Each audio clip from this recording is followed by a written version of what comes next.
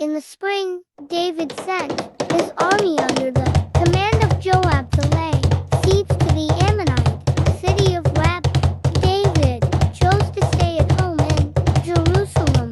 One evening David walked around on the roof of the palace and saw a very beautiful woman washing.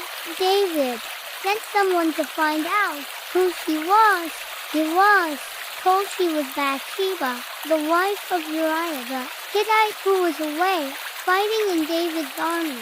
David sent messengers to get Bathsheba. When she arrived, he seduced her and slept with her. Bathsheba then returned home. A while later, Bathsheba got a message to David saying, "I am pregnant." David sent a message to Uriah the Hittite to come and see him. Uriah left the siege and returned to Jerusalem. David asked Uriah how the siege was going, then sent him to spend the night at home with his wife. He was hoping that Uriah would sleep with Bathsheba and later think the child was his.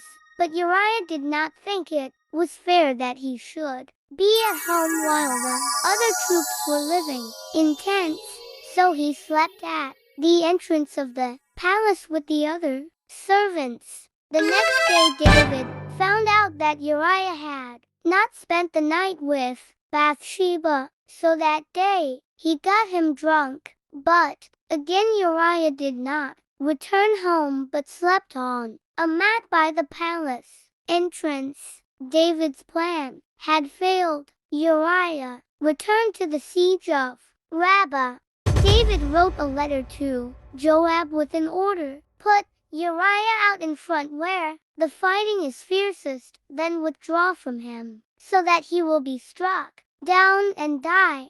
Joab obeyed the order and put Uriah at a place where he knew the strongest defenders of the city would be. Several of Joab's soldiers were killed. One of them was Uriah, who was shot with arrows. When Bathsheba heard that her husband was dead, she mourned for him. After the time of mourning was over, David brought her to his house, and she became his wife and bore him a son. But David's actions had greatly displeased the Lord. The Lord sent the prophet Nathan to David. Nathan told David the following story. There were two men, one rich and the other poor. The rich man had a very large number of sheep and cattle, but the poor man had nothing except one little ewe. He raised it, and it grew up with him and his children. It shared his food, drank from his cup, and even slept in his arms. It was like a daughter to him. Now a traveler came to the rich man, but instead of taking one of his own sheep to prepare a meal for the traveler, he stole the ewe lamb that belonged to the poor man. He killed the lamb and prepared it as a meal for his guest. David was furious. "As surely as the Lord lives, the man who did this must die," he told Nathan. "He must pay for that lamb 4 times over, because he did such a bad thing and had no pity." Nathan then said to David, "You are that man.